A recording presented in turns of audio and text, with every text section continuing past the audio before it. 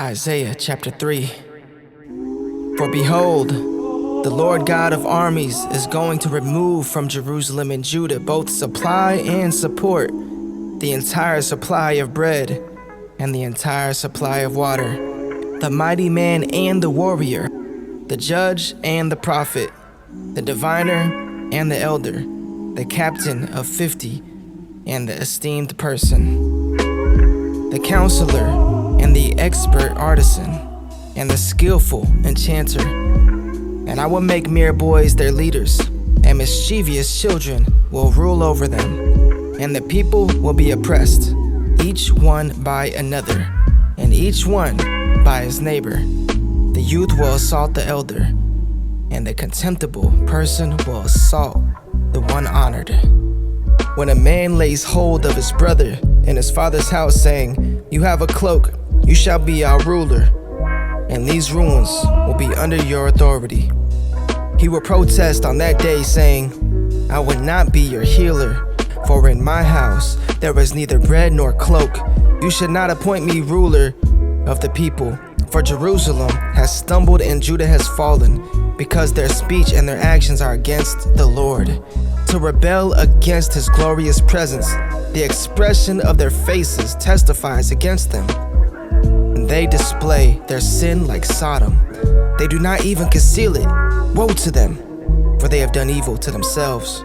Say to the righteous that it will go well for them, for they will eat the fruit of their actions.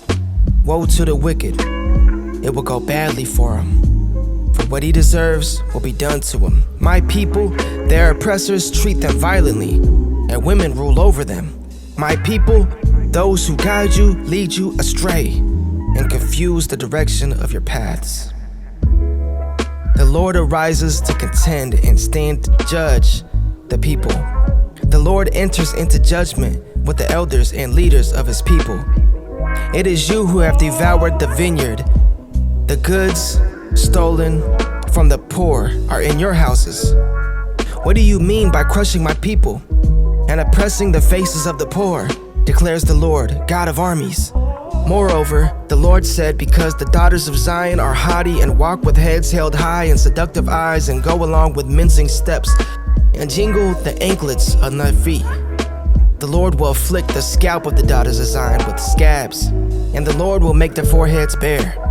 On that day, the Lord will take away the beauty of their anklets, headbands, crescent ornaments, dangling earrings, bracelet veils, headdresses, ankle chains, sashes, perfume boxes, amulets, finger rings, nose rings, festive robes, outer garments, shawls, purses, papyrus, garments, undergarments, headbands, and veils. Now it will come about that instead of balsam oil, there will be a stench. Instead of a belt, a rope. Instead of well-set hair, a plucked-out scalp. Instead of fine clothes, a robe of sackcloth, and branding instead of beauty. Your men will fall by the sword, and your mighty ones in battle, and her gates will lament and mourn, and she will sit deserted on the ground.